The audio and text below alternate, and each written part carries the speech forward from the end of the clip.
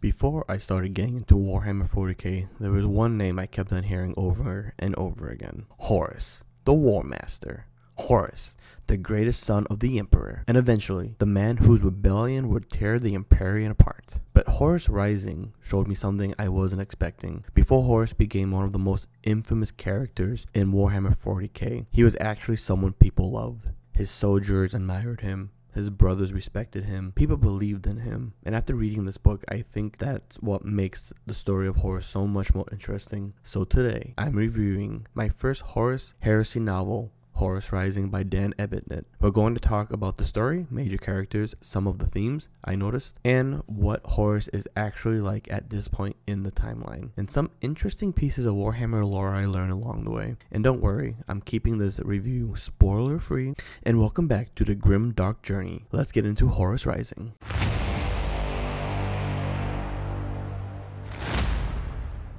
What is up, guys? Welcome to the Grimdark journey again, and I am Mike, and again we will be talking about Horus Rising. So Horus Rising was written in 2006 by Dan Abnett. More importantly, it became the first novel in what would eventually grow into the enormous Horus Heresy series that we know of. I believe it is 55, 54, 56, somewhere in the high 50s of how many novels there are. And something important for new Warhammer fans to understand is that this book doesn't take place in Warhammer 40k era. So we're going back roughly 10,000 years. The Empyrean is very different. The Emperor is still alive and leading humanity. The Primarchs are commanding their legions. Space Marines are conquering worlds during the Great Crusades, and humanity believes that it's building a better future. That's one of the things that immediately surprised me about this book. If you're used to hearing about the incredible dark Empyrean of Warhammer 40k, this version of humanity seems to feel a little bit different. There's brutality, there's still war, but there's also something that is much more rare in 40k, and something that I felt a lot during this book was hope. Humanity believes it's moving towards something greater, and because we already know eventually what happens, that makes the entire book feel strangely tragic. You're probably wondering, what is Horus Rising? I keep on bringing this book because I think this cover is so freaking awesome. You're probably wondering, what is it about? What is this book about? So, without giving away the major events of Horus Rising, it follows the Great Crusades of humanity, continues expanding across the galaxy. The Emperor has spent centuries personally leading the Great Crusades, reuniting lost human civilization and bringing them into the Empyrean. But now something has changed. Big change. The Emperor has returned back to Terra, and he has chosen one of his Primarch sons to command the Great Crusade in his place. Pretty sure you guys all know this. You love him, you hate him. Horus. So I'm gonna say his, I think I'm gonna say it wrong, but his full name is Horus Lupercal. I think I'm saying it right. I think I'm getting these pronunciations completely wrong, so I too apologize, and please don't eat me up in the comments. I'm still learning. Horus is given the title of Warmaster, essentially making him the supreme military commander of the Empire forces. And this is where the story becomes really interesting, because Horus Rising isn't simply about giant space marines fighting aliens. There's plenty of action, but the story is about leadership, politics, brotherhood, loyalty, truth, and religion. Enormous responsibility that has suddenly been placed onto Horus. Instead of watching Horus from the distance, however, much of the story is experienced through another character, Loken. Full name, gotta say this wrong again, I'm so sorry. Hopefully I say it right. Garviel Loken. I'm gonna say this one more time and just bear with me, guys. I'm just gonna call him Loken from now on, but Garviel Loken. I hope I'm saying that right. If I'm saying it wrong, please help me in the comments. So Loken was probably one of the characters I found most interesting, and also because he's like the main character that we follow during this book. So he's a space marine of the Lunar Wolves, Horus's legion, but he's not simply portrayed as a giant superhuman super soldier who wants to fight everything he sees. How Loken stands out the most out of the space marines is that he thinks, he questions things, he pays attention to what is happening around him, and throughout the book he's exposed to ideas and situations that challenge the way he understands the Great Crusades. That makes him a really good character for someone who's new to the Horus Heresy. Why is that? Because in a way, we're learning about this world alongside Loken. Early in the story, Loken becomes part of an extremely important group within the Lunar Wolves called the Mournival. Again, I hope I'm saying that right. So the Mournival is basically an informal council surrounding Horus. The 4 members we meet are, and don't eat me up in the comments, Abaddon. His first name is Ezekyle Abaddon, but I just refer him as Abaddon. Horus Aximand, which aka is Little Horus, which I go by him. Tarik, this is the only name I think I can pronounce correct. Torgaddon. I'm so sorry, guys. I'm just gonna call him Tarik, and of course Loken. What's interesting is that these characters are not identical. They have different personalities and different ways of looking at problems. Abaddon is aggressive, incredibly loyal, and direct. Little Horus, I'm just gonna call him Little Horus for the sake of this video. He's more like in the middle. Like how should I put it? He's not like as aggressive, but he's not as like Loken. But like he does think and kind of gives his viewpoint. Then you have Tarik, who brings humor and a personality to the group, and he's pretty funny. Like he cracks jokes, with everyone. And then of course you got Loken, brings another perspective entirely, because the way that he thinks, it's like in a way that the readers are Loken. So the Mournival exists, well, not even exists, like their duty, because Horus doesn't want people around him who simply agree with everything he says. He wants different opinions, and that tells us something extremely important about Horus to me. Like that, it's very interesting that he has a council of people who he wants to have to disagree with him, so to make him think. So in a way, he is actually trying to learn as a leader and get everyone's viewpoint as a leader, so he knows what to do. Before reading this book, if all you know is basic Warhammer lore, it's easy to imagine Horus as simply the bad guy, the traitor who turned against the Emperor. But that's not the Horus that we meet. Horus is charismatic. He's intelligent. He's an incredible warrior, obviously, but his greatest weapon might actually be his ability to understand people. He knows when to be commanding. He knows when to listen. He knows how to make people feel important. And he understands that sometimes diplomacy can accomplish something that an army can't, which is I thought that was really interesting. The way that he did do certain things.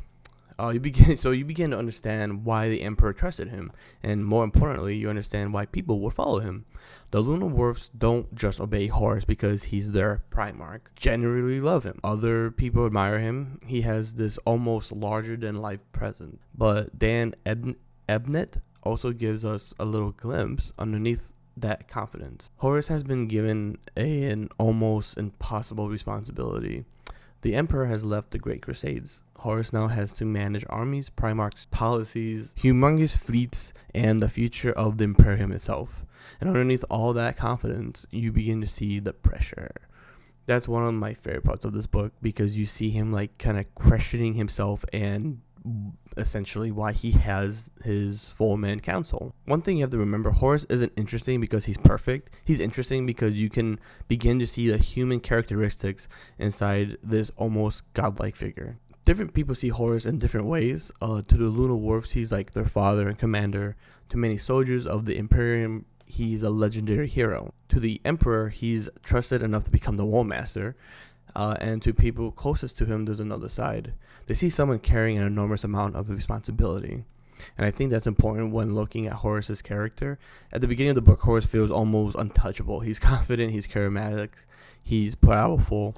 He seems like exactly the person who should be leading the Great Crusades. But as the story continues, you start noticing something else. Wait. The weight of expectations, the weight of being the Emperor's chosen son, the weight of leading his brothers, and the weight of trying to continue the Emperor's dream without the Emperor actually being there. I'm not going to explain exactly where this leads, because that's where we start getting into spoilers, and I'm not trying to do that because I want you guys to read this book as well.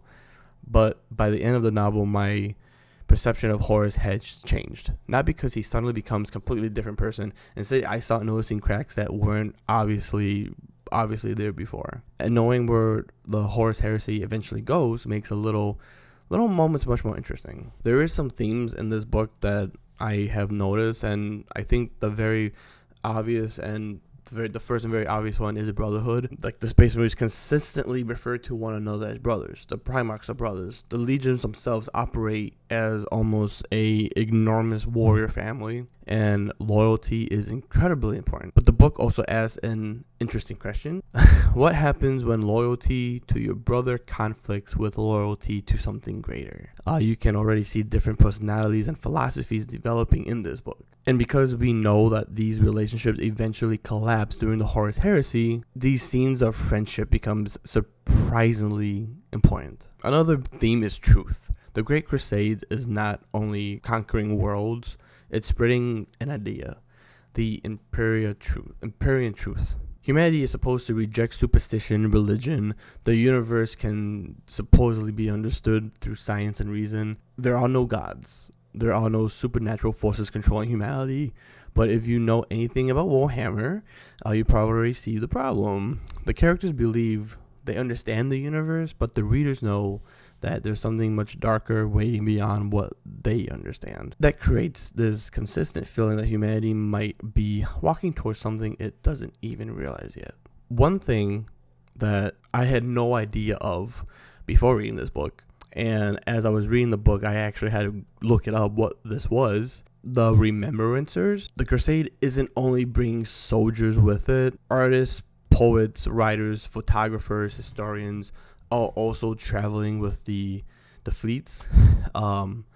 Their job is essentially to document humanity's greatest achievements, and several important characters come from this group. You have a Keeler, a documentist, Mercedes, I think it's like Mercedes, I think it's kind of spelled like Mercedes, who's a remembrancer, Cassie, and he's a poet, really funny guy. If you guys read this, you know what I'm talking about. If you guys don't know and you never read it, this guy, he's pretty cool, he's a good guy. But I really like this idea because it gives us like normal human perspective of the Space Marines, because the Remembrancers are just human. They're not Space Marines. They're just normal people. And again, that's kind of like us. And in a way, essentially, you can say the way that they see the Space Marines and the Primarchs is kind of how we see them, like us, because they're like these legendary heroes and super soldiers and everything like that. So I really like this idea because it gives us the normal human perspective of the Space Marines. Imagine being a normal person standing next to a Primarch. To us, Horus is a fictional character, but to someone living in this universe, seeing Horus would probably feel like standing next to a figure from mythology. And the Remembrancers help communicate that scale. So before I close this video, here are a few things that I found interesting while reading. First, Horus's legion is still called the Lunar Dwarves during much of this period until like basically the last page of the book. That's important because newer fans may be more familiar with the name Sons of Horus. Second, the Empyrean during the Great Crusade is officially opposed to religion. That's incredibly interesting when you compare it to Warhammer 40k, where the Emperor is like worshipped as a god across the Empyrean. And also how everyone knows that there's like chaos gods, but in this book, everyone is like 100% sure that there's nothing, like no gods, no supernatural, no nothing at all. And the last thing is the Space Marines, because they're not like emotionless soldiers. There's like times when like they're together and they joke around. Obviously they argue, they're proud, they have friendships, they have rivals in like the legions. By rivals, I mean like competitive rivals with each other, because when they train and then when they spar against each other, and characters like Tarik especially help show that these warriors still have personalities. They're just not all like war focus. And finally, knowing the future makes almost everything feel different, because like you already know that something terrible is coming. The Horus Heresies happens, brother will eventually fight brother, but the characters don't know that, and that's still building what they believe will become humanity's greatest future. And I think that's what makes this book work so well, because it's like but they don't know. So like is, I guess you can say, like, not fourth wall breaking, or maybe there's a name for it, but it's like, you know what they don't know, and it's interesting to see how it wraps up, because I'm assuming all these books are canon.